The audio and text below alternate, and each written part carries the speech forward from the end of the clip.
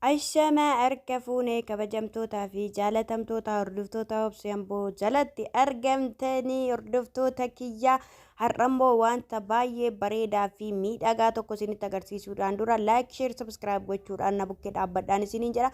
Innis maalidha yoo jettan hordoftoota kiyyaa akkamittiin kaarotii fuula keenya dibachuu dandeenya kan jedhamudha. Waa'ee kaarotii kanaa fuula keenya akkamittiin dibachuu dandeenya kan jedhamu jalqaba isaa kaarotii keessan hin qopheeffachuu edda qopheeffattanii booddee immoo hin faaqxu jechuudha. Edda faaxanii hordoftoota kiyyaa ruuzii keessanis hin qopheeffattu. Ruuzii keessan edda dhiqxanii booddee kaarotii fi ruuzii kana walitti dabaluudhaan maqaa muka wanti fayyadame sanaa xiqqoodhaaf dagadheeraa maal akka jedhu isinuu hin beektu jechuudha. Wantoonni kun maaliif akka fayyadan immoo hundumti keessanuu in argitu jechuudha. Fuula keessan kan baay'ee foolii garaagaraatiin nyaata hojjechuudhaan dafqaan ho'aa biyya gandaatiin fuulli keessan kan isin jalaa miidhame haala salphaa ta'een mana keessan keessattiin immoo otoo jarreen isin hin argiin hojjetachuu dandeessu jechuudha. Haala salphaadhaan baay'ee tokko bareeda jechuudha. Dhugaa dubbachuu fi anam fakkeenyaaf ofii kiyyaa akkaataa ittiin fayyadame isaa kun ruuzii kana in argitu. Ruuzii argaa jirtu amma isiniif ta'utti dabaluu dandeessu jechuudha. Ruuzii kana yeroon hojjedhu akkaataan viidiyoo ittiin na waraabamutu xiqqoo ishii natti hin tolle hin beektu mana baadiyyaa keessaa jechuudha. Kanaaf isaa lama walitti dabaltanii maal gootu seetanii in affeeltu.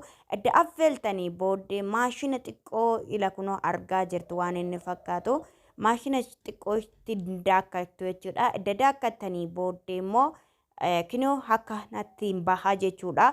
Akkanattiin hedda bahee edda qabbanaa'e maashinni keessan akkasiin jalaa hin gubanneef qabbaneessitanii booddee ruuzii kanaa fi kaarotii kana kinoo maashina akkasii xiqqaattutti yoo ta'es immoo maashina xiqqoo jechuudha. Kan yeroo marayyuu itti fayyadamuu dandeessanii ofii keessaniitoo qabaattanii baay'ee namatti tolaan isiniin jedha. Kinoo akkasittiin hin daakama jechuudha. Daakamee booddee immoo qodaa golboo yookiin immoo saayinii keessee isa jedhamutti naqattanii isarraan booddee kinoo akkuma nama gochaa jiru kanattiin fayyadamuu dandeessuun isiniin jedha. Baay'ee tokko fuula namaatii fi baay'ee miidhagaa fi bareedaa kan ta'edhaan isiniin jedha hordoftoota kiyyaa. Maaliif waan akkasii immoo deebiin hojjedhu yoo jettanii isa qofa otoo hin ta'in damma maankaa kan sukkaaraa gimmaasha yoo barbaadan tokkos itti naxxanii kinoo waliin mattu. Edda waliin mattanii booddee ilaalaa jirtu jedhee yaada hundumaasayyuu. Edda waliin mattanii xumurtanii booddee loomii keessan fidattanii addaan kuttanii itti fayyadamtu jechuudha. Garuu warreen loomiin bakka hundatti hin eeyyamamu jechuudha. Warreen akka alaarjikii fuulaa naamni qabdan loomii otoo ittiin dabaliin fuula keessanirra daqiiqaa 20 qofaaf tursiisuudhaan fayyadama. Baay'ee fuula keessan laaffisa. Baay'ee fuula keessan bareechaan isiniin jedha dhugaa dubbachuu fi daqiiqaa 20 qofa iddoo firri tursiistaniin booddee fuula keessanirraa dhiqattanii saamunaa malee jechuudha wanti ta'aa jechuudha. Hordoftoota kiyyaa baay'ee tokko nama fayyada. Baay'ee na fayyadee jira. Kanaaf itti fayyadamaan isiniin jedha. Akkaataan hojii isaatii immoo haala salphaadhaan hojjetamuu waan danda'udha. Wanta yeroo marayyuu mana keenya keessa jiru waan ta'eef waanuma nyaata isaanii irraa hojjettan fuutanii itti fayyadamuu dandeessu. Maaliif gatii wanti isin baasisu kun weeraa sana yoo ta'e qofaadha. Weeraan sun immoo meebii safara keessanitti argamuu danda'a. Asii garuu birri 10 nama barbaadan bitachuu dandeessuun isiniin jedha. Warreen biyya keessa jirtanis warreen biyya alaa jirtanis viidiyoo akkasii deddeebi'ee waa'ee miidhaginaa fuulaa fi mataa rifeensa keessan akkamii akka biqilchu waan isinii hojjedhu yoo barbaadan yoo jiraate irratti nuuf hojjedhu jedha. Koomentii keessanii na jajjabeessaa hordoftoota kiyyaa. Isin malee maalan qaban isiniin jedha. Kunis immoo hin beektu akkaataa ittiin dabalamusaa waan isin gorsuu hin qabu jechuudha.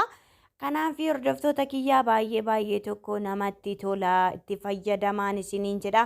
Viidiyoo biraas deebi'ee isiniif hin hojjedha. Kanarrattiin immoo obsee maaliif waraabbii isaa namni hojjetanii hin beektu haalli biyya keessaa baay'ee viidiyoo namni waraabuudhaaf yoo namni jiraateen alatti qophaa ofii wantiidhaan isiniin jedha. Kanaaf itti fayyadamaa isin fayyadaan isiniin jedha. Miidhagina yoo qabaatan ofii keessaniif isiniif baay'ee barbaachisaadha. Maaliif yoo jettanii amma fakkeenyaaf meekaappii garaagaraa yoo inni immoo kireemii garaagaraa ofii keessanii suuqirraa bittanii yoo fayyadamtanii booddee biyya deemtan yookiin biyya Itoophiyaa yeroo galtanitti kireemii akkasii argachuu dhiisuu dandeessu. Garuu haala salphaadhaan kana mana keessan keessatti qopheessitanii dibattu yoo ta'e kanas Itoophiyaa keessatti yeroo galtan maashina keessan fudhattanii yoo dhuftanii qopheessitanii dibachuu dandeessu. Yeroo marayyuu fuulli keessan miidhagee bareedee deemuu dandeessuun isiniin jedha hordoftoota kiyya. Kanaafi wantoota akkasii hawwiin qaba hojjechuudha. Wanta akka rifeensa magarsuu, wantoota akka fuulaa, wantoota ምናምን በቃ yoo isin aamilee naaf taatanii na jajjabeessitanii hunduma isaa irrattiin iyyuu hojjedhee isinin agarsiisaa. Ofii keetiif yeroo dibattu immoo maaf hin waraabin yoo jettanii yeroon hojjedhutti aduun waan dukkanaa'eef achumaan dhiiseen isiniin jedha. Hojjedhee wanti yeroon jedhutti aduumaan dhiiseen isiniin jedha hordoftoota kiyya. Dogoggora jiruuf immoo dhiifama.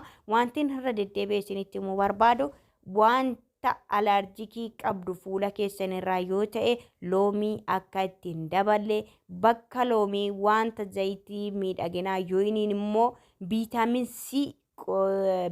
C kan bitamu itti firee 2 dabaltanii bakka loomii dibachuu dandeessuun isiniin jedha. Innis immoo kan isin fayyaduufi viitaaminiin baay'ee barbaachisaadha.